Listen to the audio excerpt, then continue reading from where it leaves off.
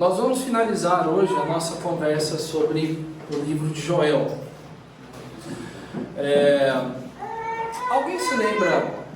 A gente falou que o livro de Joel nós dividimos em 3 partes. Uma primeira profecia que foi dada, o livro foi escrito por conta dessa primeira profecia. E aí de repente essa primeira profecia aumentou de tamanho, aumentou a amplitude, e a gente chamou isso de uma segunda amplitude. E aí depois a profecia aumentou mais ainda de tamanho, e a gente chamou de uma terceira amplitude. Qual que era a primeira profecia pela qual o livro foi escrito? Quem lembra? Qual era o perigo que se aproximava de Israel? Quem lembra? Os gafanhotos. Mas você escrever profecia por conta de gafanhoto? Por causa de um ou outro não. Mas por conta de uma nuvem de gafanhotos que destruiria toda a plantação de Israel, todo o alimento de Israel, tudo de Israel, aí é bom vincular essa nuvem, que não é uma nuvem qualquer.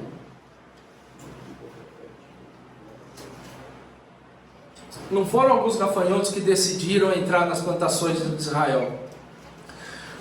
Foi um acontecimento que o próprio profeta chama os mais velhos de Israel e fala assim: vocês por acaso já viram alguma coisa, já ouviram falar de alguma coisa parecida com tamanha praga de gafanhotos?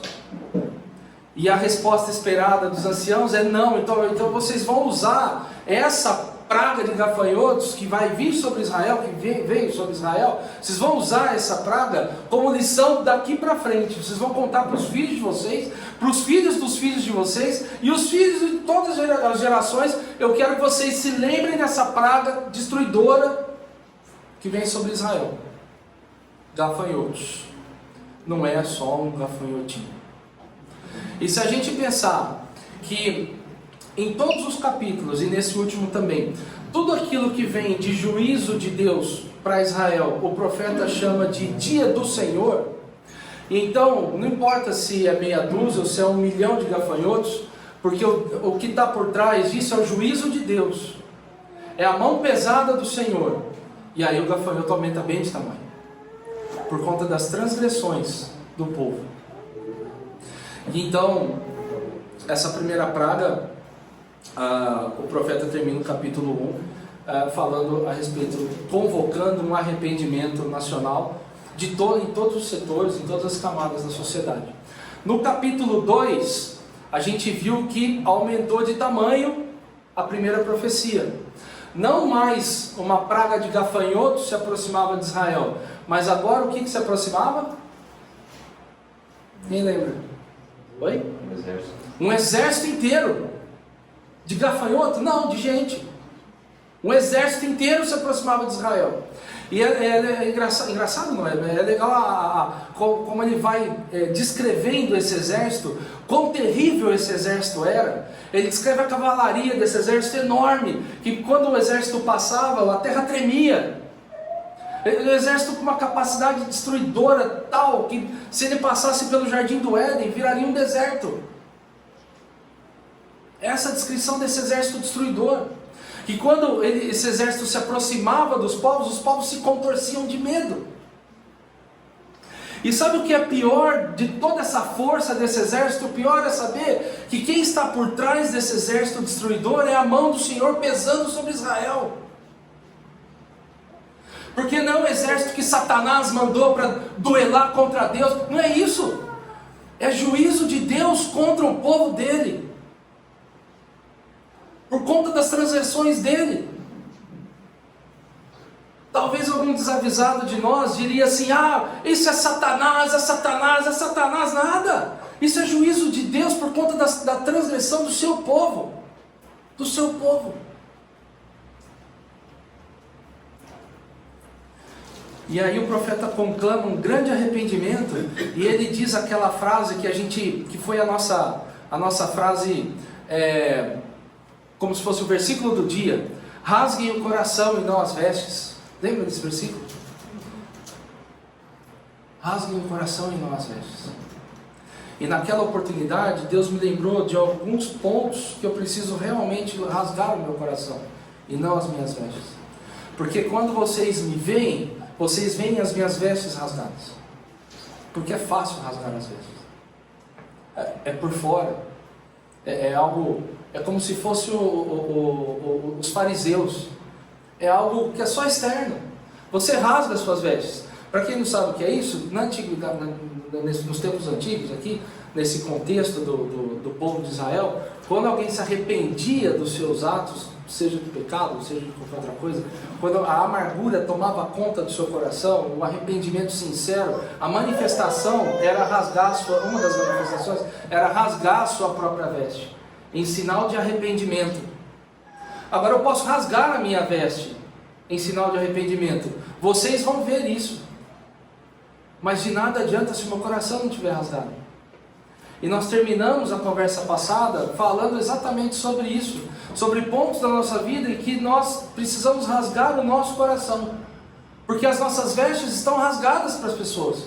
As pessoas olham para a gente e acham que realmente há piedade em nós, realmente há piedade não apenas de atos, mas de sentimento, mas às vezes não. E nós terminamos a nossa conversa fazendo um grande chamado para uma reflexão, porque se os nossos corações estivessem rasgados, as nossas famílias seriam diferentes, as nossas empresas seriam diferentes, a nossa igreja seria diferente, a nossa sociedade seria diferente, se os nossos corações estivessem de fato rasgados. E aqui não há julgamento, porque o julgamento é interno para mim.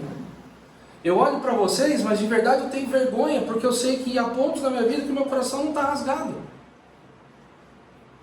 E por momentos Deus envia o seu próprio juízo, assim como Ele fez contra Israel, Ele faz contra mim, contra nós, contra a igreja.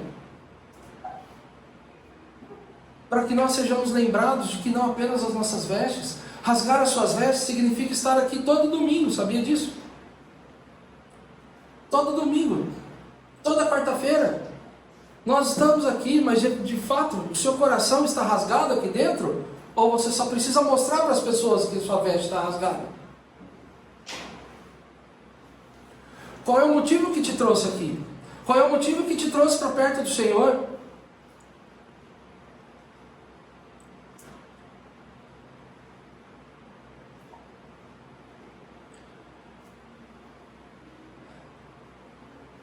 Joel capítulo 2, versículo 26, a gente vê a respeito de um Deus que está com desejo de abençoar as nossas vidas, as nossas famílias, a nossa igreja e a nossa sociedade, enquanto nós estamos aqui, através de nós. Mas para isso tem que acontecer o nosso coração rasgado. Versículo 26, vocês comerão até ficarem satisfeitos e louvarão o nome do Senhor, o seu Deus, que fez maravilhas em favor de vocês. Nunca mais o meu povo será humilhado. Então vocês saberão que eu estou no meio de Israel. Eu sou o Senhor, o seu Deus, e não há nenhum outro, pois nunca mais o meu povo será humilhado. Vocês comerão até ficarem satisfeitos e louvarão o nome do Senhor, o seu Deus. Essa é a finalidade do nosso coração rasgado. É para que o nosso Senhor receba glórias, receba todas as glórias, e receba todo o louvor, não nós. Não nós, porque em nós não há capacidade nenhuma. Mas a nossa veste rasgada e o nosso coração ainda em pedra de pecado, diz que tudo aquilo que nós fazemos e conquistamos é obra nossa, para o orgulho nosso, para que nós apareçamos, para que a nossa imagem seja exaltada. Mas o nosso coração rasgado diz que tudo é do Senhor, tudo foi Ele que trouxe, tudo é Ele quem dá. E louvado seja o nome do Senhor através do nosso coração rasgado nas nossas vidas. Que Ele seja exaltado, que Ele receba toda a honra e não nós, através da igreja, através do próprio Pai, através do Filho.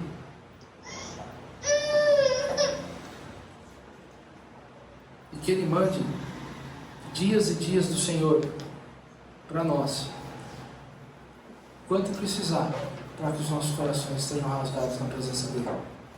E eu falo assim porque o profeta chama de dia do Senhor todo tipo de julgamento que Deus traz.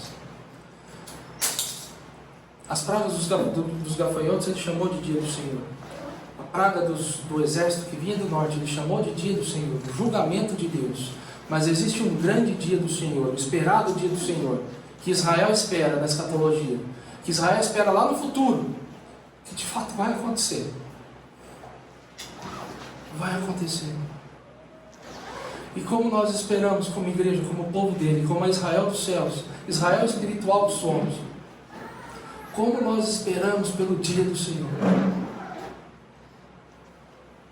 que é o que a gente vai começar a ler a partir de agora.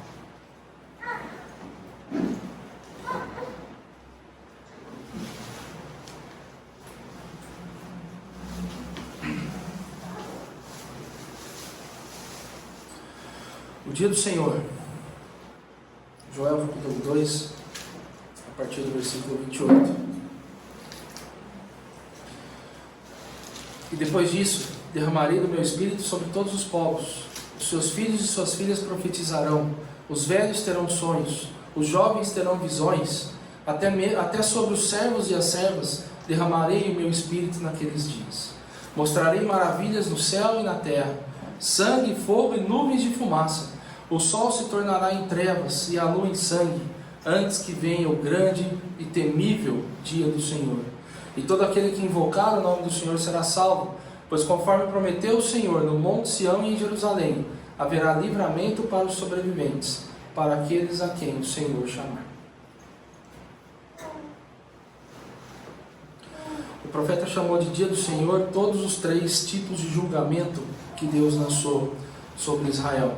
E aqui ele chama de dia do Senhor o último julgamento de Deus, aonde aparentemente Israel está sendo julgado pelas nações, mas é o Senhor que vai julgar todas as nações naquele dia.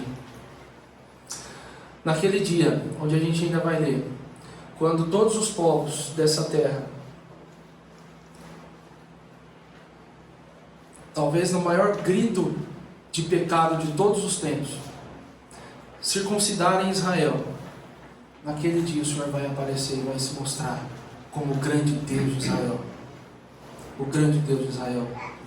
Versículo 28. Depois disso derramarei meu espírito sobre todos os povos, seus filhos e suas filhas profetizarão, velhos terão sonhos, jovens terão visões. Nós temos alguns irmãos mais animados que adoram esse versículo. E gosta disso aqui, fica atrás disso, e fuçando nisso, e só quer saber da visão do sonho. Esse texto é o mesmo texto que Pedro citou lá no dia de Pentecostes, quando eles receberam o Espírito. Vocês se lembram o que aconteceu ali? Eles estavam alguns dias lá em Jerusalém, esperando pelo Espírito do Senhor. E aí no dia de Pentecostes, lá está em Atos capítulo 2, o Espírito foi derramado sobre os apóstolos. E eles começaram a falar em várias línguas estranhas para as pessoas. Mas estavam falando, cada um falava uma língua, em uma língua, de algum dos povos que estavam ali presente, para que todos pudessem ouvir a mensagem do Senhor. Obviamente, quem nunca tinha visto isso, aliás, ninguém nunca tinha visto isso, mas quem nunca tinha visto nenhum deles falando em várias línguas, imaginou que eles estavam bêbados ou loucos. E aí Pedro fala assim, não, pessoal de Israel, casa de Jerusalém, casa de Abraão, aqui ninguém está doido, ninguém está louco. O que vocês estão vendo aqui agora é um pedaço, é um pouco do cumprimento daquilo que Joel escreveu lá atrás, quando todos os povos receberão uma parte do Espírito do Senhor, quando o Espírito será derramado sobre todos os povos. É isso que vocês estão vendo aqui. Deus está trazendo o Espírito sobre todas as nações agora. E todas as nações têm o privilégio de ouvir em sua própria língua natal a respeito do plano de Deus. E não apenas os judeus, mas agora os gentios nos longínquos da terra têm a oportunidade de receber o Espírito Santo e serem salvos e serem feitos teus irmãos.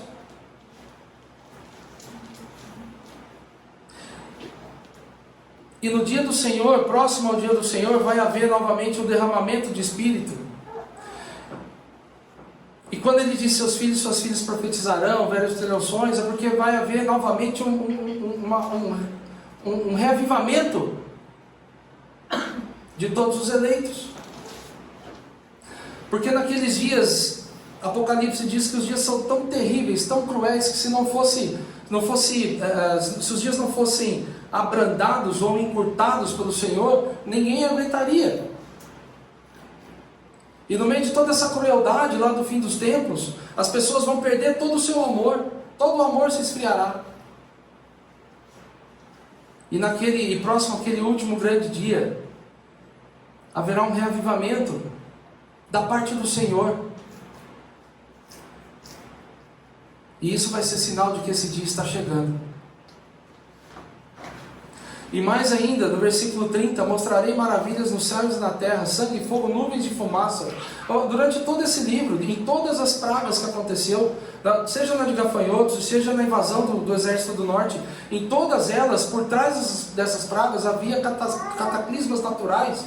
Havia o sol se escondendo, a estrela apagando, a lua apagando, a terra tremendo, mostrando claramente de que era algo vindo da parte de Deus, como se fosse uma assinatura do Criador, como se ele estivesse dizendo para Israel: lembra do grande Deus Criador que eu sou? Lembra do Gênesis que eu deixei para vocês? Que eu disse para vocês que eu sou o grande Criador, todas as coisas me obedecem, todas as coisas estão nas minhas mãos, eu tenho poder sobre todas as coisas. Então tudo isso de diferente que está acontecendo só aprova para vocês, mostra para vocês de que eu estou por trás de tudo isso, isso é juízo meu.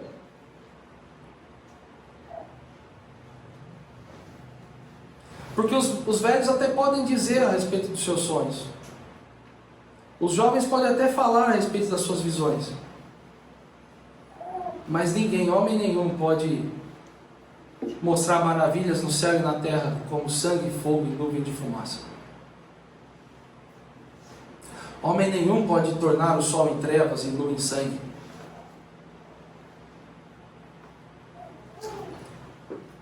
Que terrível será para as nações esse dia do Senhor.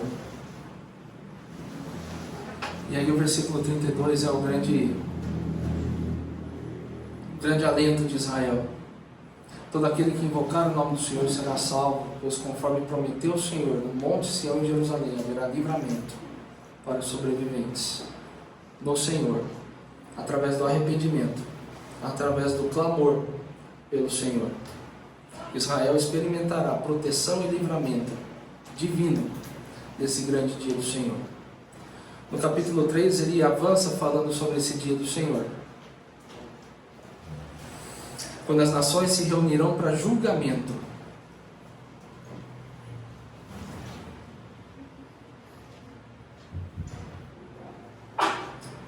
Versículos 1 e 2, nós lemos aonde vai ser esse julgamento.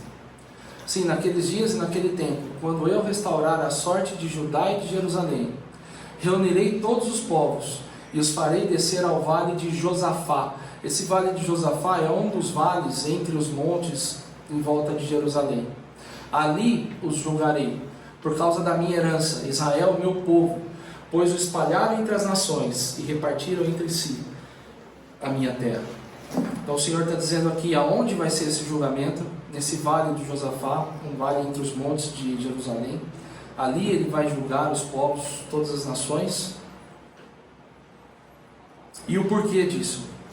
Por causa da minha herança, por causa de Israel, meu povo, pois vocês os espalharam entre as nações e repartiram entre si a minha terra, lançaram sortes sobre o meu povo e deram meninos em troca de prostitutas, venderam meninas por vinho para se embriagarem.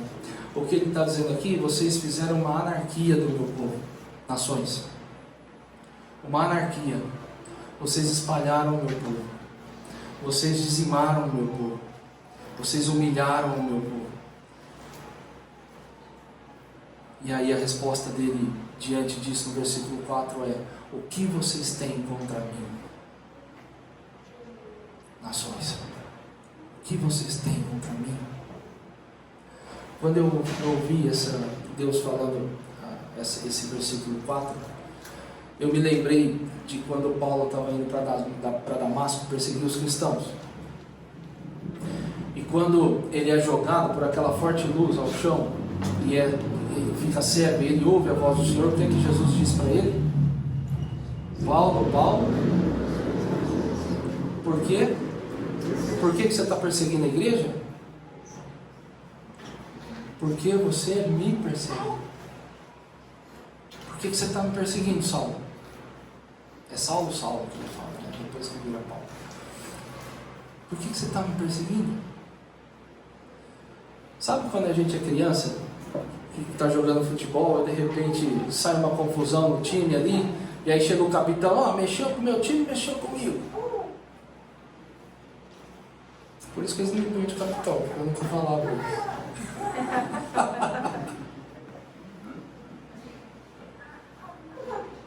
Mas como que Deus se apodera de todo o sentimento de Israel, de toda a revolta de Israel, de todo o sofrimento de Israel? Ele vira para os povos e para todas as nações e diz assim: o que vocês têm contra mim? E ele vai falar os nomes de alguns inimigos assim, longínquos de Israel, né? Alguns inimigos povos que sempre são inimigos de Israel, mas lá naquele dia ele vai falar o nome de todos os povos. O que vocês têm contra mim? Se estão querendo vingar-se de mim, ágil e veloz me vingarei do que vocês têm feito, pois roubaram a minha prata e o meu ouro, e levaram para os seus templos os meus tesouros mais valiosos. Vocês venderam o povo de Judá e de Jerusalém aos gregos, mandando-os para longe da sua terra natal. Vocês estão querendo se vingar de mim? Mais ágil do que vocês e muito mais veloz do que vocês, eu me vingarei do que vocês têm feito. Versículo 9. Ele vai falar sobre um conflito mundial centralizado em Israel.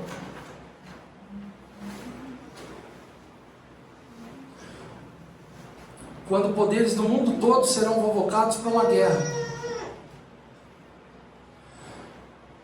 Versículo 9: proclamem isso entre as nações, preparem-se para a guerra. Interessante que essa não é a mensagem de Deus mais pregada.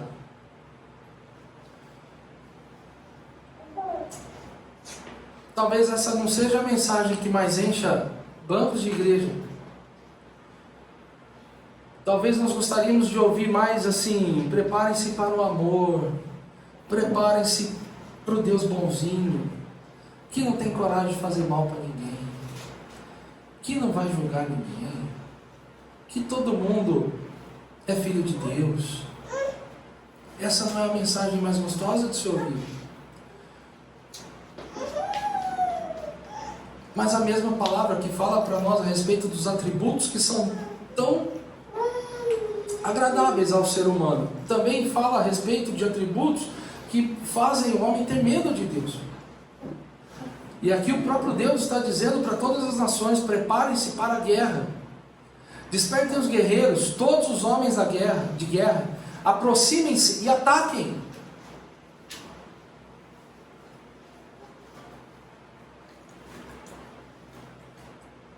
Versículo 12: despertem nações, avancem para o vale de Josafá, pois ali me assentarei para julgar todas as nações vizinhas. Lancem a foice, pois a colheita está madura. Venham, pisem com força as uvas, pois o lagar está cheio e os tonéis transbordam. Tão grande é a maldade dessas nações.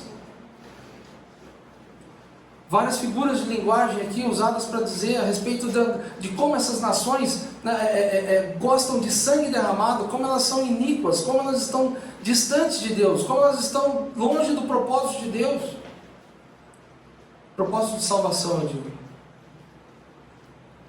E aí Deus está chamando essas nações ali no vale de Josafá. Versículo 14: multidões no vale da decisão, pois o dia do Senhor está próximo no vale da decisão. O sol e a lua escurecerão e as estrelas já não brilharão. O Senhor rugirá de Sião e de Jerusalém levantará a sua voz. A terra e o céu tremerão. Imagina esse acontecimento. Imagina todos os povos sitiando Israel, cercando Israel. prometendo juízo sobre Israel. Uma grande batalha armada. Israel vai ser dizimado.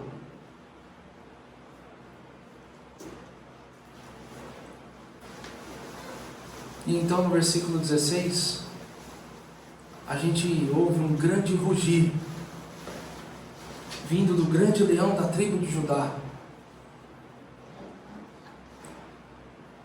vindo de Sião, de Jerusalém. Ele levanta a sua voz, a terra e o céu tremerão, mas o Senhor será um refúgio para o seu povo, uma fortaleza para Israel. Então vocês saberão que eu sou o Senhor, o seu Deus, que habito em Sião, o meu santo monte. Jerusalém será santa, e estrangeiros jamais a conquistarão. De novo a gente viu catástrofes naturais e cósmicas, mostrando que esse dia de juízo sobre os povos não é um dia que aconteceu ao acaso, mas é um dia preparado por Deus.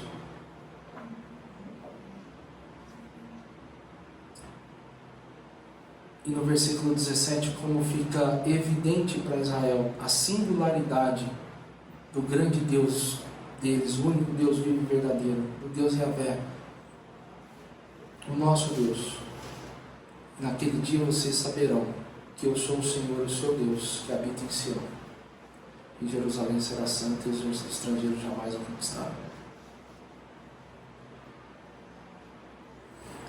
O Senhor vai se mostrar o grande protetor de Israel naquele dia, no grande dia do Senhor. E a gente vai ler o que vai acontecer naquele dia. Versículo 18. A respeito das bênçãos que Deus vai trazer de volta para Israel, restaurada, por vencer aquela batalha para Israel. E a gente vai ler como é que ele vai vencer essa batalha. A terra de Israel será restaurada e completa de novo a sua glória e a sua produtividade. Versículo 18. Naquele dia os montes gotejarão vinho novo, das colinas manará leite, todos os ribeiros de Judá terão água corrente. Uma fonte fluirá do templo do Senhor e regará o vale das acácias. De novo a prosperidade vai ser trazida de volta a Israel.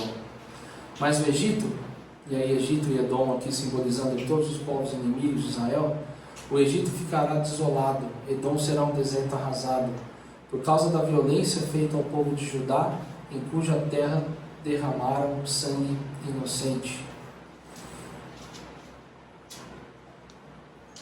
E agora a gente vê a presença do Senhor garantindo paz e segurança para Israel dali em diante. Judá será habitada para sempre e Jerusalém por todas as gerações. Sua culpa de sangue ainda não perdoada, eu a perdoarei. O Senhor habita em Sião. Além do profeta Joel, outros profetas escreveram a respeito desse dia do Senhor. O dia em que, depois de Israel sitiada, o Senhor vai pelejar por Israel, e vai vencer a batalha por Israel, e vai trazer Israel de novo ao topo do cenário mundial, e Israel reinará sobre todos os povos. O profeta Isaías disse isso no capítulo 13, Jeremias no capítulo 46, Zacarias, eu quero abrir com vocês. O profeta Isaías disse assim, Zacarias 14, podem abrir enquanto eu leio. O profeta Isaías disse, chore, pois o dia do Senhor está perto, virá como destruição da parte do Todo-Poderoso. Vejam, o dia do Senhor está perto, dia cruel de ira e grande furor, para devastar a terra e destruir os seus pecadores. O profeta Jeremias disse, aquele dia pertence ao soberano, ao Senhor dos exércitos. Será um dia de vingança para vingar-se dos seus adversários. A espada devorará até saciar-se, até satisfazer sua sede de sangue. Que estranho ouvir essas coisas da parte do Senhor. Não estranho para nós, mas não é a mensagem mais falada. Mas as pessoas têm que saber que o pecado jamais ficará impune. O pecado das pessoas, o pecado dos povos jamais será impune. Vai chegar o dia em que Deus vai ser o grande, vai se mostrar o grande Deus, e que onde não caberá mais zombaria nenhuma do nome dele, onde as pessoas não terão apenas respeito, mas terão medo mesmo do Senhor, por ver toda a sua força, toda a sua manifestação de grandeza, através da sua própria presença física e através daquilo que Ele vai fazer pela nação de Israel. O profeta Zacarias, no capítulo 14, ele diz assim, capítulo 14, versículo 1, vejam, o dia do Senhor virá, quando no meio de vocês os seus bens serão divididos. Reunirei todos os povos para lutarem contra Jerusalém. A cidade será conquistada, as casas saqueadas, as mulheres violentadas. Metade da população será levada para o exílio, mas o restante do povo não será tirado da cidade. Depois o Senhor sairá para a guerra contra aquelas nações, como Ele faz em dia de batalha. Naquele dia os seus pés estarão sobre o Monte das Oliveiras, a leste de Jerusalém, e o monte se dividirá ao meio, de leste a oeste, por um grande vale. Metade do monte será removido para o norte e outra metade para o sul. Vocês fugirão pelo meu vale entre os montes, pois ele se estenderá até Azel. Fugirão como fugiram do terremoto nos dias de Uzias, rei de Judá. Então o Senhor, o meu Deus, virá com todos os seus santos. Naquele dia não haverá calor nem frio. Será um dia único, um dia que o Senhor conhece, no qual não haverá separação entre dia e noite, porque mesmo depois de anoitecer haverá claridade. Naquele dia águas correntes fluirão de Jerusalém, metade delas para o mar do leste e metade para o mar do oeste. E isso acontecerá tanto no verão como no inverno. O Senhor será rei de toda a terra. Naquele dia haverá um só Senhor, e o seu nome será o único nome. Naquele dia haverá um só Senhor, só um Senhor, e o seu nome será o único nome.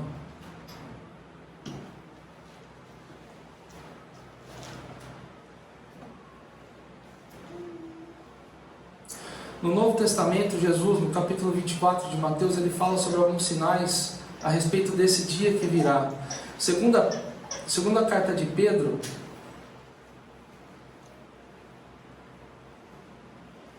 capítulo 3, e versículo 10.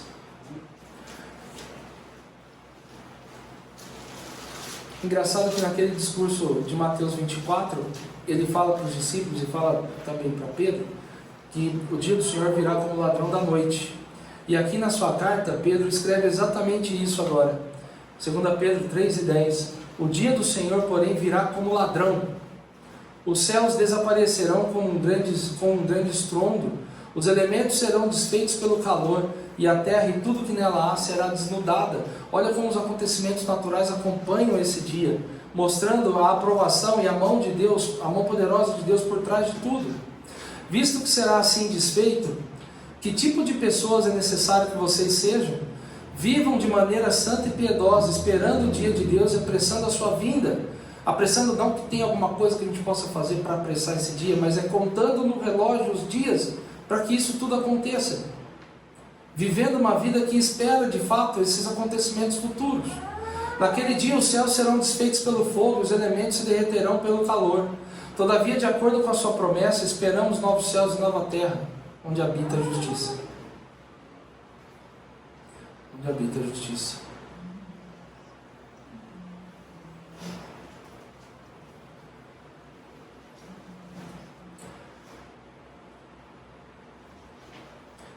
No capítulo 19 de Apocalipse, nós vemos também uma descrição desse dia em que quando Jesus vem para julgar as nações e trazer de volta a paz para Israel. Apocalipse 19, versículo 11, João fala sobre a sua visão desse dia. Ele diz assim: vi os céus abertos e diante de mim um cavalo branco, cujo cavaleiro se chama Fiel e Verdadeiro. Ele julga e guerreia com justiça. Seus olhos são como chamas de fogo e em sua cabeça há muitas coroas, e um nome que só ele conhece, ninguém mais. Está vestido com um manto tingido de sangue, e seu nome é Palavra de Deus.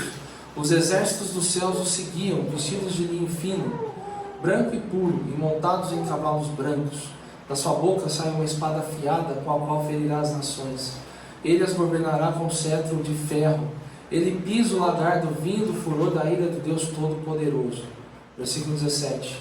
Vi um anjo que estava em pé no sol e que clamava em alta voz a todas as aves que voavam pelo meio do céu: venham, reúnam-se para o grande banquete de Deus, para comerem carne de reis, generais e poderosos, carne de cavalos e seus cavaleiros, carne de todos, livres e escravos, pequenos e grandes.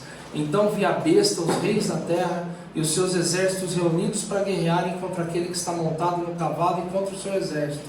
Mas a besta foi presa e com ela o falso profeta que havia realizado sinais miraculosos em nome dela, com os quais ele havia enganado, e receberam a marca da besta e adoraram a imagem dela. Os dois foram lançados vivos no lago de fogo que arde com enxofre. Os demais foram mortos com a espada que saía da boca daquele que está montado no cavalo. E todas as aves se fartaram com a carne deles. Ali no vale de Josafá. Quando Deus vai mostrar toda a sua ira sobre todas as nações e vai devolver para Israel o reino sobre toda essa terra por um determinado período de tempo. É sobre esse dia que o profeta Joel está falando. E é sobre esse dia que vários outros profetas antigamente no Antigo Testamento falaram. E é sobre esse dia que Jesus tantas vezes foi perguntado. Um dia de libertação. Um dia quando Deus vai mostrar toda a sua glória. Talvez seja por esse dia que o Senhor não foi reconhecido pelos seus, pela sua própria nação. Porque eles esperavam exatamente essa imagem de um Deus que vem para destruir todos os povos, para vencer todos os povos, não destruir, para vencer todos os povos, vencer a batalha e devolver o cetro de ferro para Israel. Mas não foi assim que Jesus Cristo veio, embora ele tenha falado sobre esse dia. Mas um dia ele virá, e um dia ele virá exatamente dessa forma como Israel espera vê-lo, e exatamente dessa forma como nós esperamos vê-lo também. Ele virá. Agora, para a gente terminar, eu quero falar sobre nós, igreja. Porque esse dia vai acontecer. Isso é profecia, isso é promessa de Deus. Isso vai acontecer. Todos os povos se juntarão a uma contra Israel. Isso vai acontecer. E Jesus Cristo virá mesmo, em pessoa. A imagem do Deus vivo, a única imagem do Deus vivo, virá em pessoa e vencerá mesmo os inimigos de Israel e devolverá o cetro para Israel, mas em nós.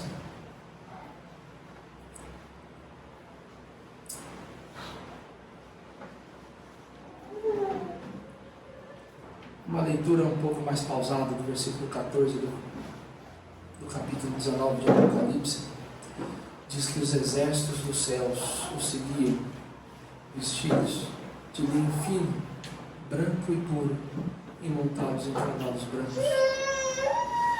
Um pouco antes, no capítulo 19, quem aparece vestido de linho fino, branco e puro, sabe quem é? Somos nós, a igreja. Paulo, falando sobre isso aos Colossenses, no capítulo 3, ele fala assim: vocês morreram e agora sua vida está escondida com Cristo em Deus. Quando Cristo, que é a sua vida, for manifestado, então vocês também serão manifestados com Ele em glória. Quando nós lemos que a nossa vida está escondida com Cristo em Deus, significa dizer que aqueles que não são eleitos não entendem a nossa vida, não entendem nem um pouco a loucura que nós vivemos, a loucura para eles, a loucura de valores, a loucura de negarmos a nossa própria vontade pecaminosa, na medida em que eles vivem de forma, com seus saltos de liberdade e saltos de alegria. E para eles nós somos doidos porque nós não aproveitamos a nossa vida, mas de verdade a nossa vida está escondida com Cristo. E lá naquele dia, no dia do Senhor, quando Ele se manifestar, o grande Deus de Israel, o grande Senhor de Israel, o grande leão da tribo de Judá, nós estaremos com Ele ao seu lado. E as pessoas vão olhar para nós e entenderão então o porquê a nossa vida estava escondida. Porque nós estávamos escondidos com Ele, escondidos em Cristo.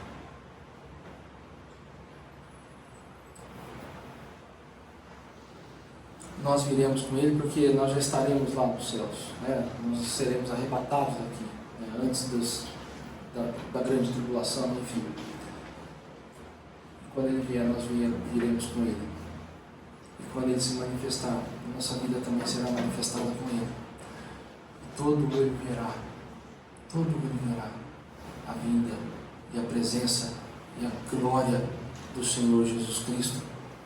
É por isso que Israel espera tanto por esse dia, mesmo sem saber. Israel clama por esse dia, e mesmo sem saber, eu e você clamamos também por esse dia, quando a gente vai ver o nosso Senhor fazendo justiça sobre toda essa terra, julgando todos aqueles que zombam do seu nome.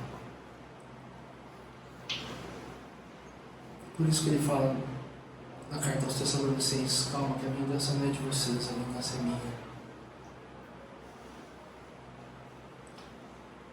Como vai ser bom ver o nome do Senhor Jesus Cristo sendo exaltado, todo o joelho dobrado diante dele, reconhecendo que ele sim é Senhor e Rei para sempre. Amém.